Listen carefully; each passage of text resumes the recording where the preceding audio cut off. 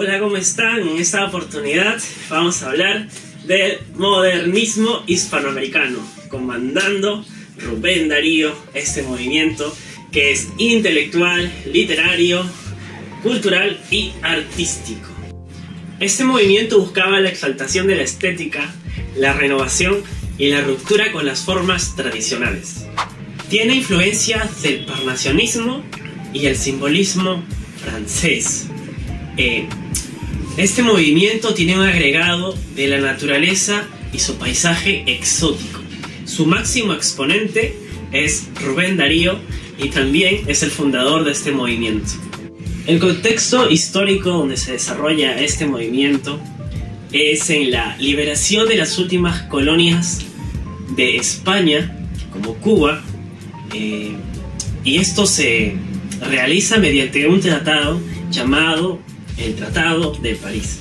Entonces, en esta pelea, en esta guerra entre España y USA, se logran las independencias de estas últimas ciudades, de estos últimos países, perdón. Hay un desarrollo de la economía norteamericana que se expande a todas las regiones del continente. En este contexto también se desarrollan las ciudades, se modernizan y por lo tanto crecen. Producto de esta economía capitalista, las obras de arte son vistas como mera mercancía y los poetas que antes eran laureados se convierten en hombres normales, en hombres comunes y mortales. En las características de este movimiento literario tenemos el cosmopolitismo.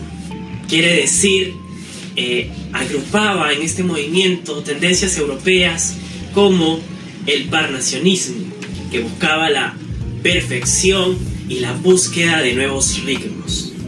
Por otro lado tenemos al simbolismo, que buscaba la musicalidad, el cromatismo y la sugerencia. Estas influencias francesas o europeas, como quieran llamarlo, se mezclaban con lo autóctono, con lo que era parte del territorio de Nicaragua, con las costumbres, no sé, de Chile o de España. Todo eso se mezclaba y eso se reflejaba en las obras. Mediante la forma y el contenido se escribían. Otra de sus características es el exotismo. Cuando hablamos de exotismo nos referimos a lo extraño, a lo antiguo, a lo ajeno de lo que vivimos en nuestra cotidianidad.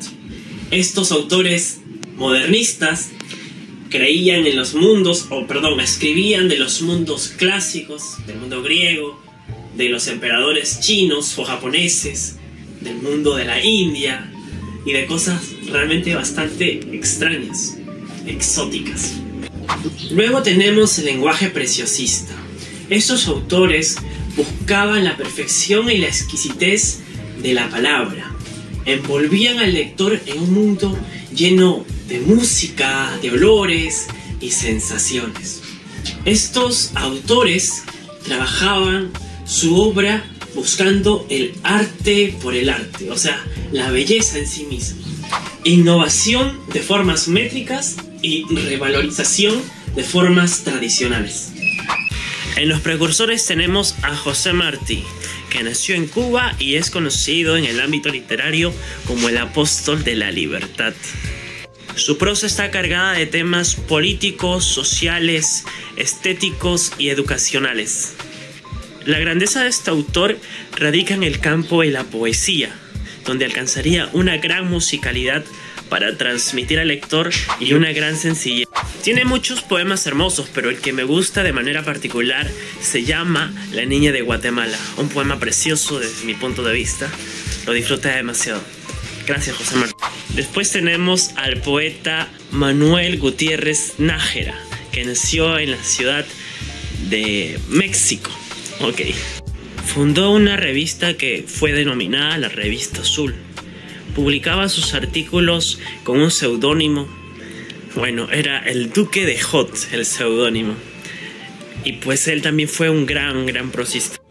Otro de los precursores fue José de Asunción Silva, que publicó 2 obras literarias.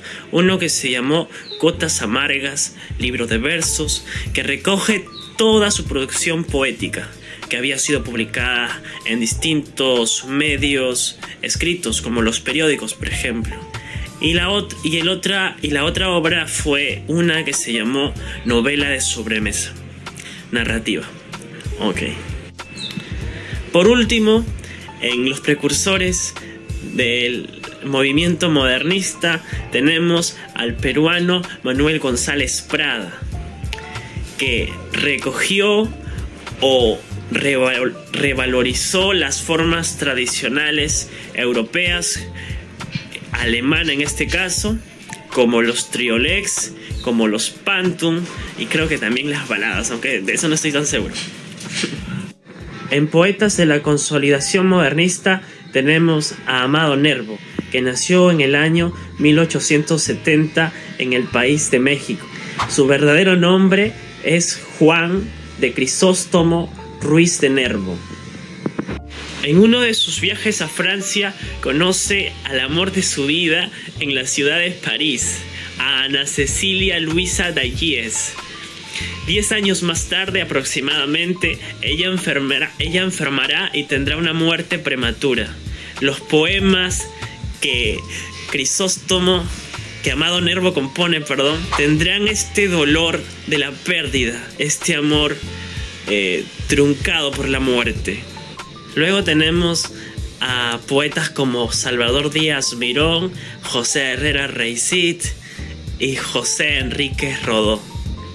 Poetas importantes e influyentes en la consolidación modernista. Por último tenemos al poeta más importante de todos en este periodo modernista, el poeta nicaragüense Rubén Darío, que nació en el año 1867 y fue conocido como el poeta Cisne.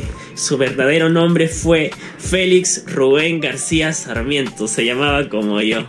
Bueno, empezamos con una cita de Gabriel García Márquez en El otoño del patriarca. Dice algo así: ¿cómo es posible que Rubén Darío pueda escribir algo tan bello con la misma mano con la que se limpia el culo?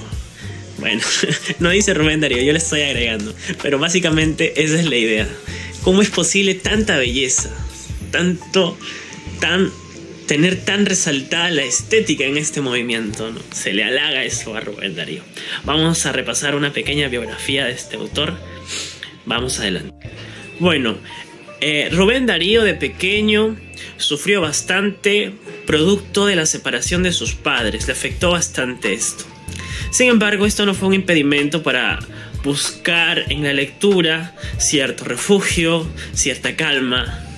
Vivir de otros mundos cuando el tuyo falla es una forma adecuada de sobrellevar todo. Entonces, este pequeño, desde tierna edad, ya componía versos. Y en su pueblo natal, en su ciudad natal, fue conocido como el niño poeta. Rubén Darío llevó una vida bohemia. El alcohol y la literatura se convirtieron en sus mejores amantes. Conoció muchos lugares del mundo, como Chile, Francia y España. En Francia conocería a Paul Verlaine, un gran poeta francés, al que él consideraba como su padre y lo admiraba muchísimo. En España gozó de una gran admiración por la generación del 98. Y cabe resaltar que fue conocido como el poeta América y tuvo una gran influencia en el país español. Rubén Darío tiene muchas obras, pero para hablar de modernismo de una manera sencilla, podemos basarnos en 3 obras importantes del autor, como Azul, Prosas prófanas y Cantos de vida y esperanza, que sería la tercera. El inicio del modernismo se da con el libro titulado Azul, en 1888. En la primera edición, este libro tiene 18 cuentos y 7 poemas. En la segunda edición fueron agregados 9 sonetos y también algunos escritos del crítico Juan Valera.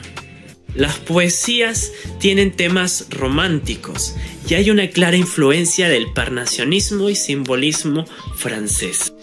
Hay un acercamiento al pasado clásico y ya se puede ver una pequeña muestra del cosmopolitismo en el modernismo. se observan un conjunto de poemas que conforman el año lírico. Tenemos el primaveral, el estival, el autumnal y el invernal. Estos poemas abordan la temática del amor y el encuentro con la naturaleza. Por otro lado, los cuentos están repletos de imágenes y están marcados por una cuidadosa elaboración de las frases. Presenta influencias de los naturalistas y de los realistas franceses. En algunos cuentos, como El sátiro sordo o El rey burgués, deja en claro la posición del artista frente a la burguesía o el capitalismo. Es decir, las obras de arte solo se ven como mercancía y se pueden comercializar. El poeta ya no es aquel hombre majestuoso y inmaculado o increíble ser que se le consideraba antes. Ahora es simplemente un hombre mortal, común y corriente. La cumbre del modernismo se alcanzaría con la obra denominada Prosas prófanas, publicada en el año 1896. Se desarrolla la temática del amor en armonía con el arte. Evoca mundos de fantasías medievales y mitos clásicos. Hay una innovación en las formas métricas.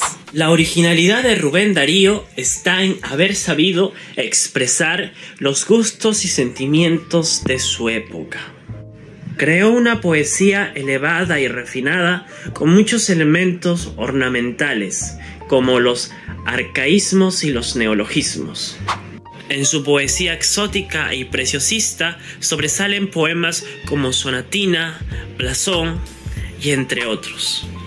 La tercera obra que mencionamos, Cantos de Vida y Esperanza, publicada en el año 1903, se aleja del modernismo como tal.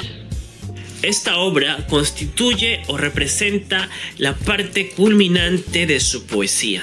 Los versos son más humanos, las influencias del extranjero ya no son tan relevantes como antes, y su estilo se vuelve más hondo. Los temas que ahora aborda son el paso del tiempo, la angustia y la pérdida de la juventud. Estos temas resonarían en las otras obras modernistas pertenecientes a otros autores en este contexto. Cabe resaltar que esta obra tiene mayor sencillez que las dos anteriores. Se observa que el arte se vuelve más importante que la naturaleza por ser el motivo de ordenar todo el caos existente en el mundo. En pocas palabras, el arte tiene un rol divino. En esta obra también se muestra una preocupación por el futuro de la literatura hispana. Y el libro termina con una expresión de temor y duda frente al misterio de la vida. Si has llegado hasta aquí, me gustaría invitarte a que te suscribas y nos estaremos viendo pronto. Nos vemos.